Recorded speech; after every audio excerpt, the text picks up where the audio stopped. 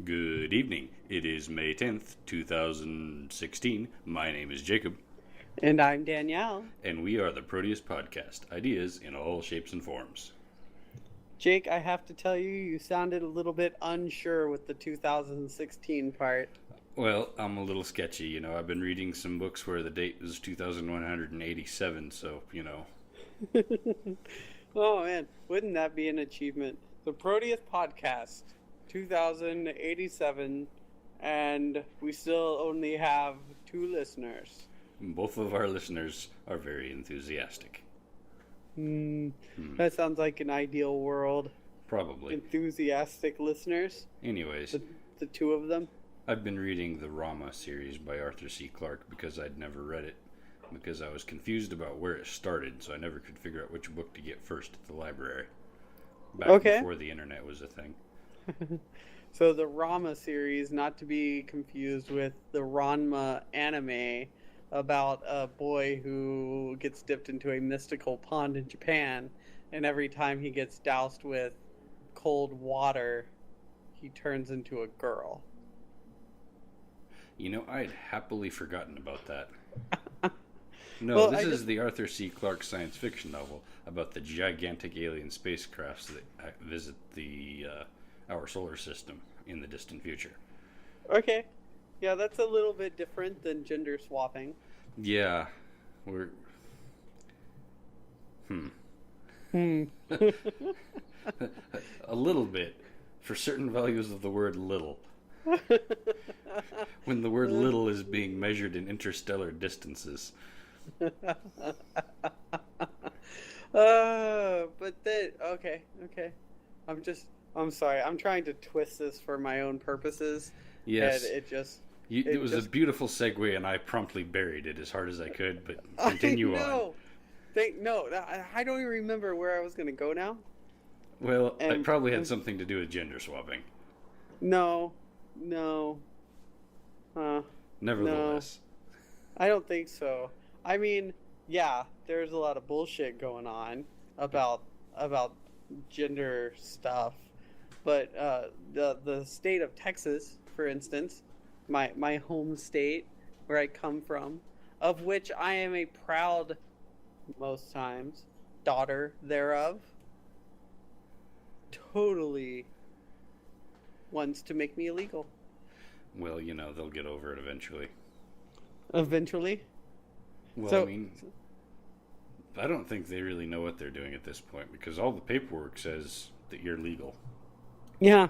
So. See, but that's the thing. It's like, how are they going to, okay, for those, there's the spat of things going across the United States right now where states are passing laws saying people have to use the restroom regardless of their gender identity, of whatever they were born with, or of the sex organs.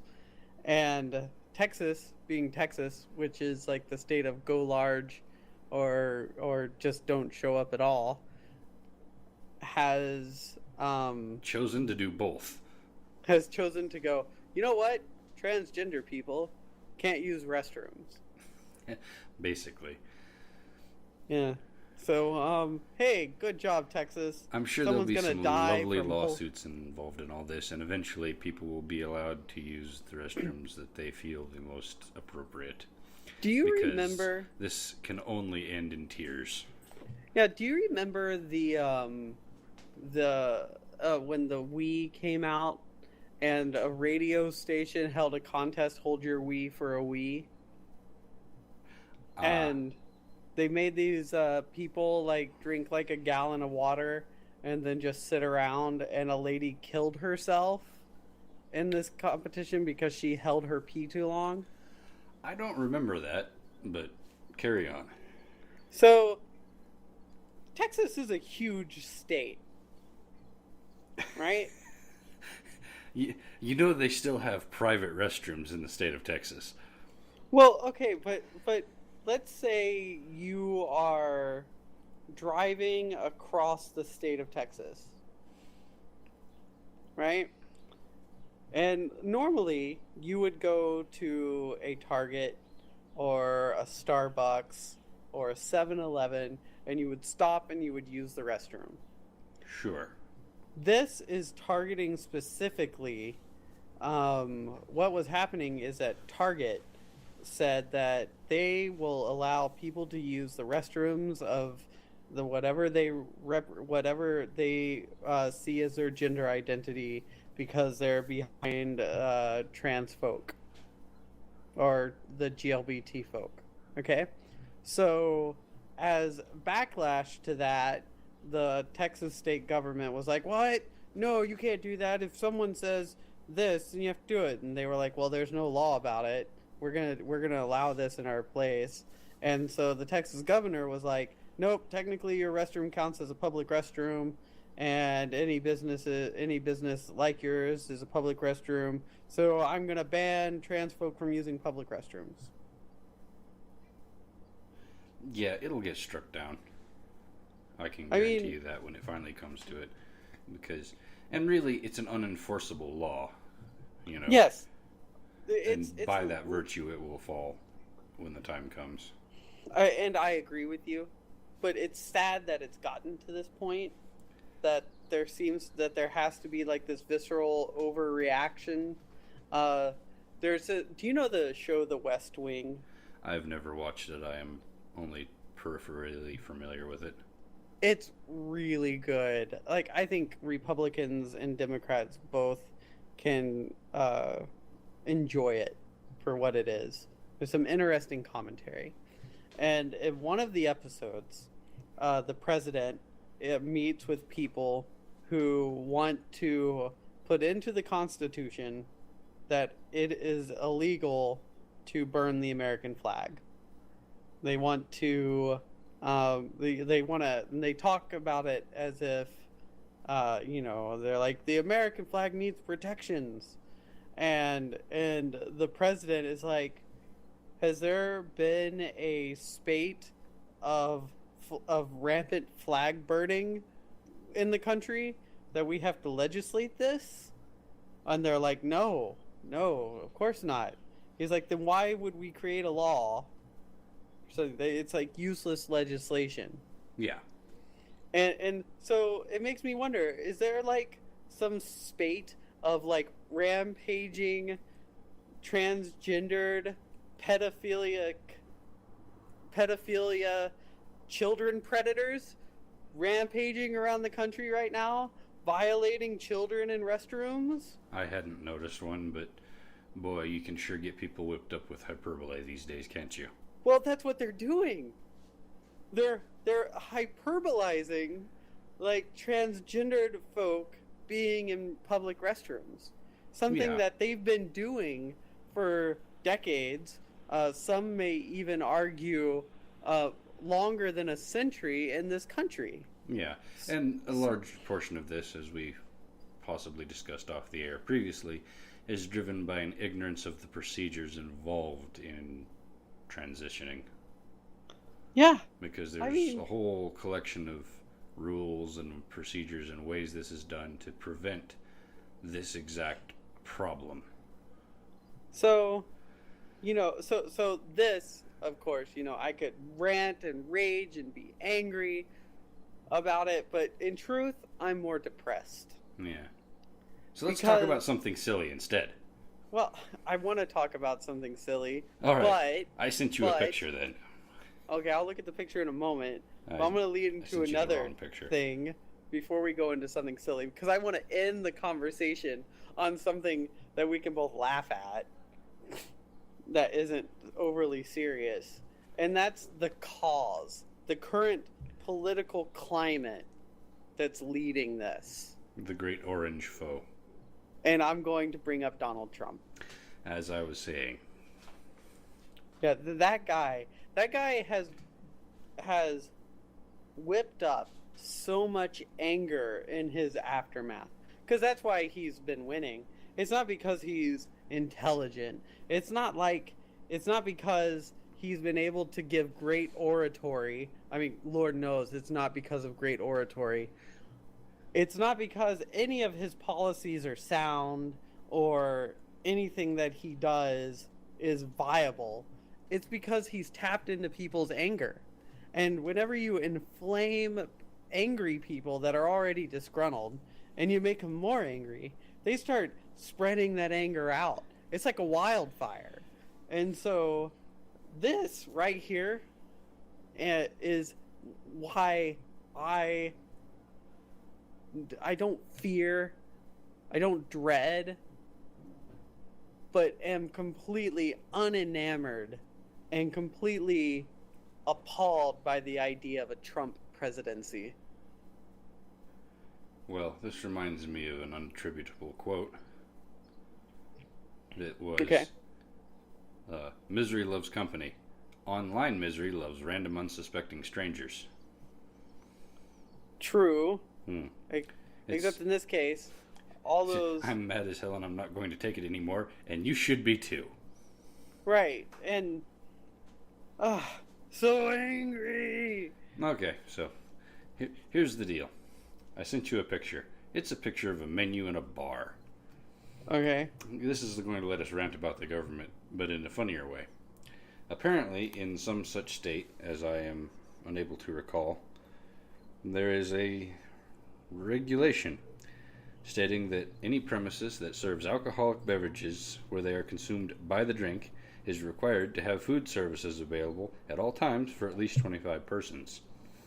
Minimum food service requires consist of hot soups, hot sandwiches, coffee, milk, and soft drinks. And what I've sent you is a picture of a menu in a bar that has that statement in full on the menu, and subsequently their menu. Their menu consists of our famous hot dog sandwich, microwave to perfection, includes both bun and weenie, sans condiments, $10. Chef Campbell's soup of the day, served in a bowl, your choice of whatever can is on top of the stack. Instant coffee, caffeinated only, available black or black, $5. And powdered milk, with or without water, $5. And then selection of soft drinks. You know, I would not go there. I would absolutely patronize this establishment. They are famous for having wonderful food trucks in their proximity. You know, I like being able to order food with my alcoholic beverages. And they've been famous for having wonderful food trucks always in their proximity, so you can go out, have a nice thing, come back in, bring your giant plate of food truck cheese fries in, and they have no problems with that. But they were fined for being out of compliance with this, so they snarkily added this to the menu. Okay. You know, it's total commitment to your craft, you know. Fine, here's compliance. Okay. Yeah, I like it. I can give you that. I'm sorry. I'm still fuming. Apparently they're doing well because of it, though, because it made the rounds on the internet and has got them internet famous, which is always good for at least $20. That's true. The cost of the printing up the new menus. Yeah. At least. In web traffic alone. Yeah, at least. Oh, goodness gracious. Do you have another topic you want to talk about? Because I'm just going to go right back to where I was at. I kind of wanted to talk about food, but I can't think of anything specific. Well, tonight I'm podcasting with you instead of eating delicious tacos on a pier. You should have been eating delicious tacos on a pier. I'm sure looking our out customers across would have the understood. Puget Sound. Puget Sound? Puget. Listen, we're not going to do that. We're not going to do what? We're not going to argue about how that's pronounced. Well, okay, who lives here? You do, and it's just a whole city full of people saying some words wrong. No. Okay, I'm going to spell a word. Okay, and you tell me how it's pronounced. Okay. Okay. Tulip.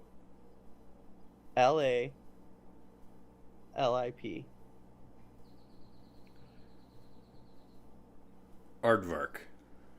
Tulalip. Tulalip? Yep. It's one of those hard ones it's one of those words that's difficult for me to assemble in my mind and get a look at it so I can pronounce it. For the longest Bringing it to time, me in 2-letter increments is... For the longest time, when I moved up here, I pronounced that Tulalip.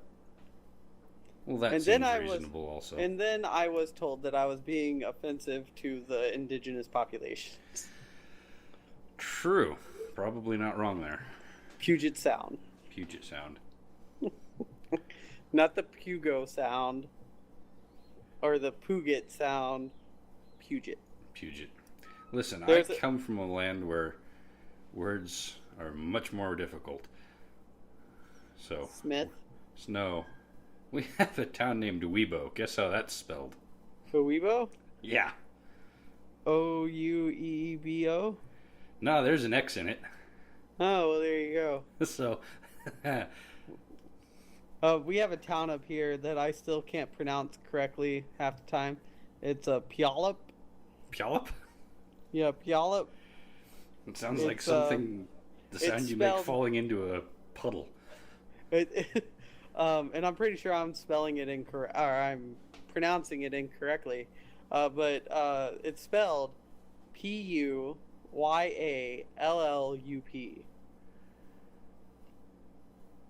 There's too many consonants and not enough vowels in that word. So you do not pronounce it Puyallup. Nope. Or, like I said, the ratio of consonants to vowels in that word are uncomfortably wrong. But they're all these Native American words. Ooh, do you hear that? Yeah, they're coming. Canada's burning its way towards you. It must be Trump supporters burning down my apartment. Probably. Side thing, and then we'll go back to funny named cities. Because there was an interesting political protest over the weekend. Wow, that's going on. Hi, law enforcement and rescue. Hi. At the University of Washington today, in its famous Red Square, named such not because it's communistic, but because it's all built with red bricks. Oh, that's good. In honor of Trump visiting Washington State, a gaggle of Trump supporters, Trumpettes as I like to call them, or Trumpers, Trumplings, the Trumpers and the Trumpettes, Orangers. Wait! I have a Trumpalumpas. Trumpalumpas.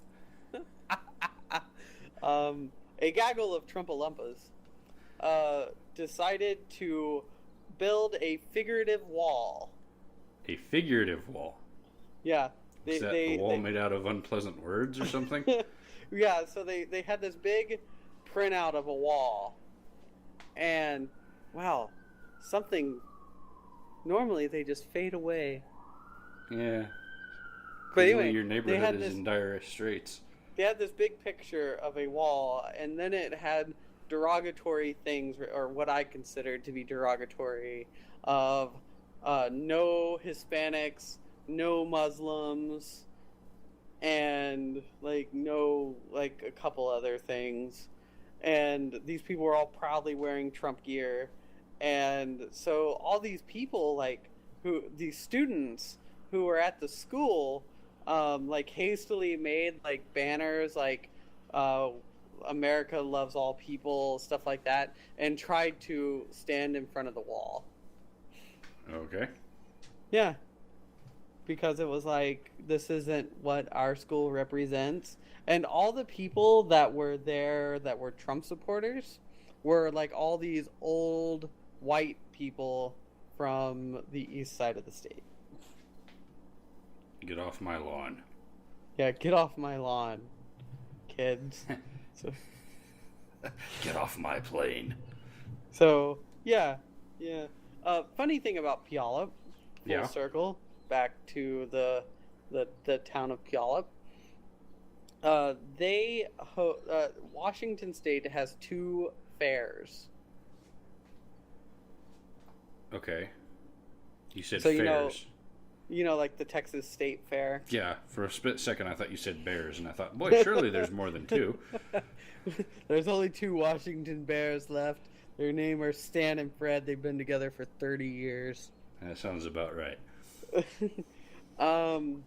Anyway, the official State Fair of Washington is in a town called Monroe. Ah, a white people name. A whole white people name. It's also where the state penitentiary for crazy people is at. No, it's just a state pen. State pen is in Monroe as well. To be perfectly honest, though, if you find yourself in a state pen, aren't you a little bit crazy in some regard? True. Truth At least you don't make the best judgment calls. So, the state penitentiary's there. It's depressing.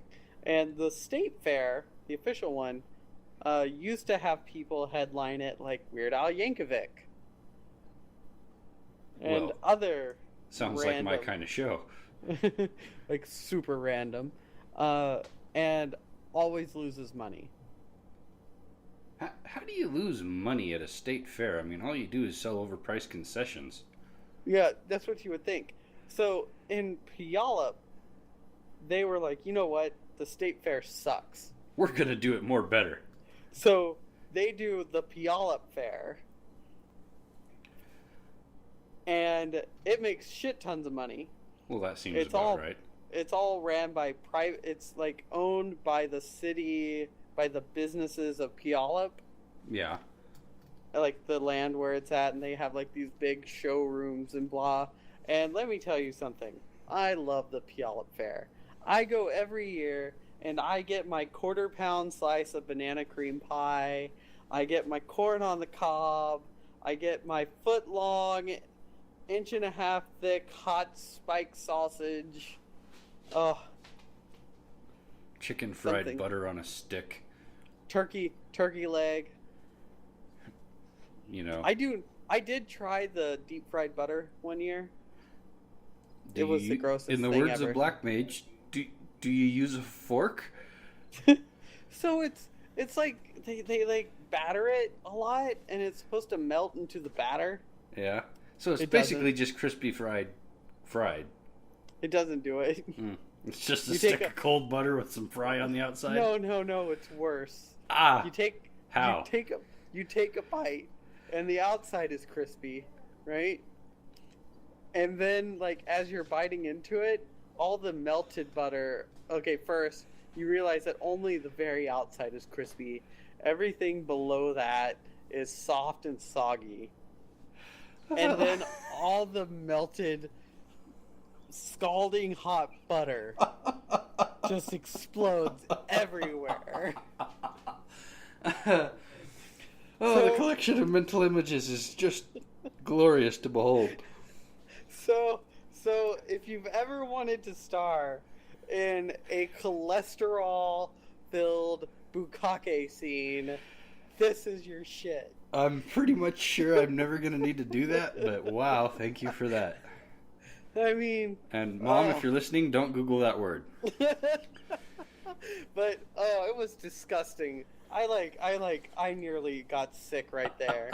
I can't see it being good, to be honest. I mean, it's not really any way that's going to turn out pleasant. I'll stick to my deep-fried Oreos. Yeah, or Snickers, or deep-fried anything. Oreos are pretty magical, though. I have had deep-fried chocolate-covered bacon. Huh. Which is delicious. There's a booth at the Puyallup Fair, and they're like the fried things booth, and they have a thing where you can bring food from anywhere else in the fair, and they will batter it and deep fry it for you. Are those the same people that do the deep fried Dr. Pepper? Yes, they're also the same people who do the deep fried stick of bukkake butter. Again, don't Google that word. Oh, God. Ugh. So I love food.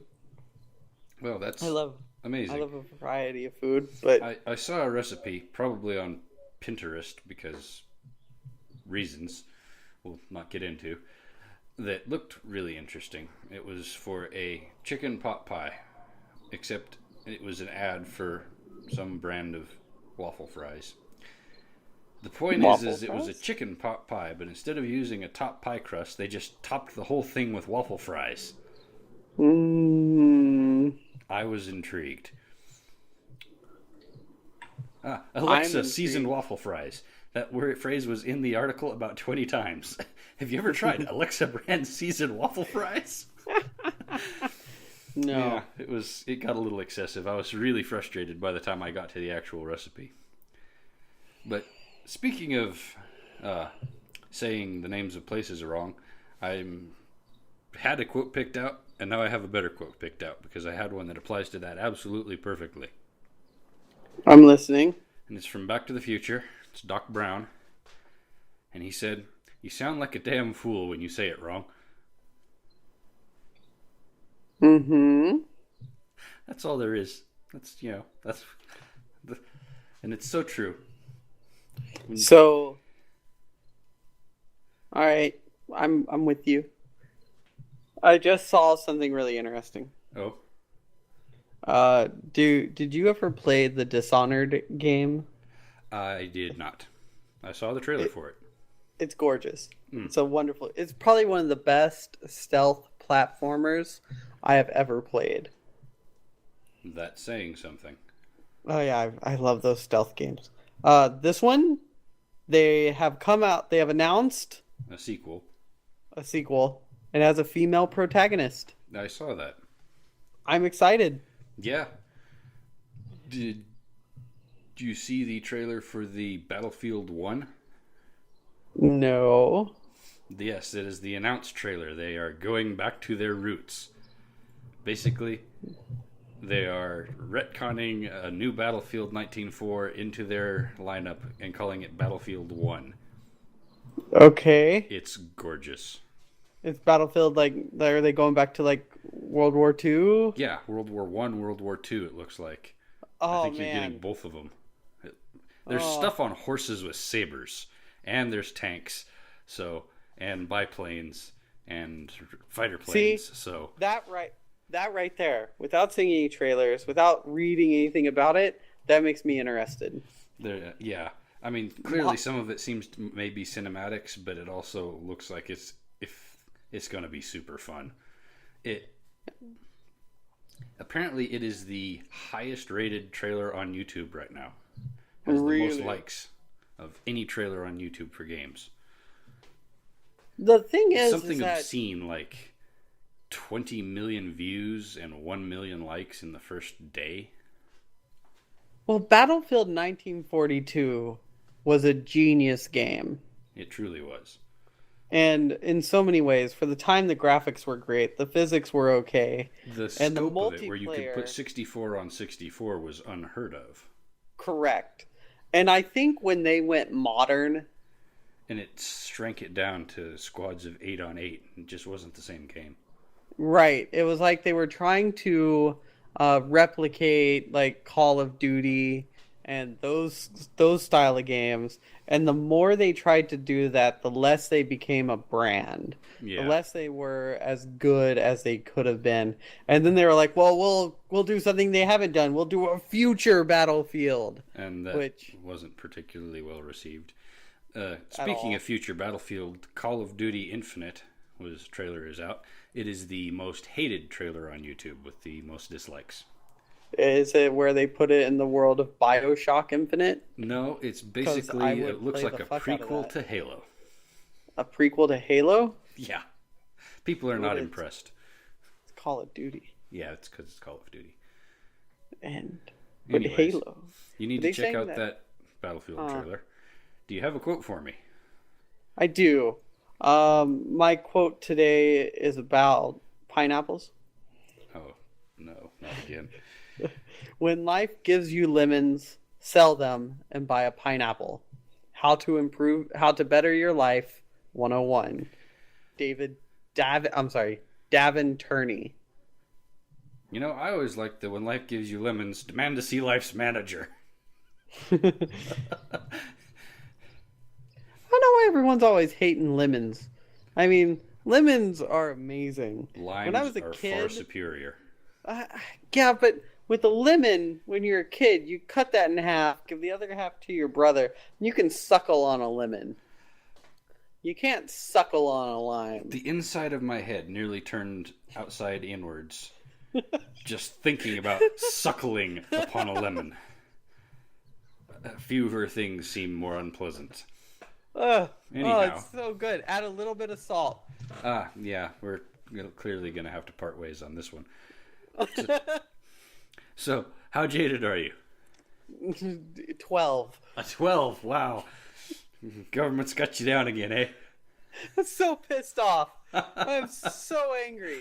And honestly, I don't care who the other candidate is. I don't care if the other candidate is Hillary with Bernie as VP, or if it's Bernie with George W.H. Bush as VP. I don't care.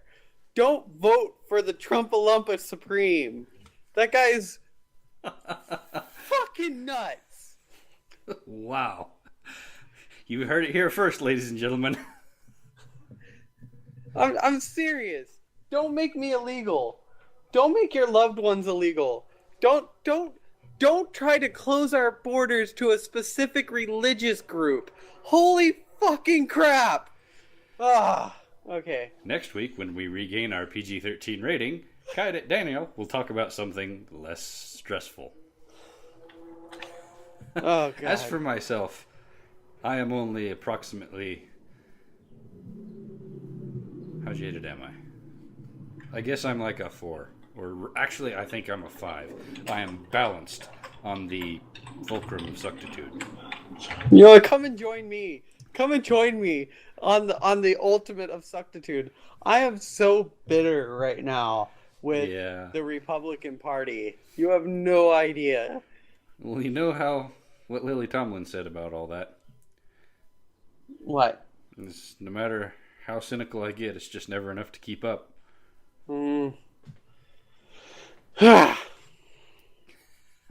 So anyways, if you liked anything you heard today, follow us on Twitter at Proteus Podcast.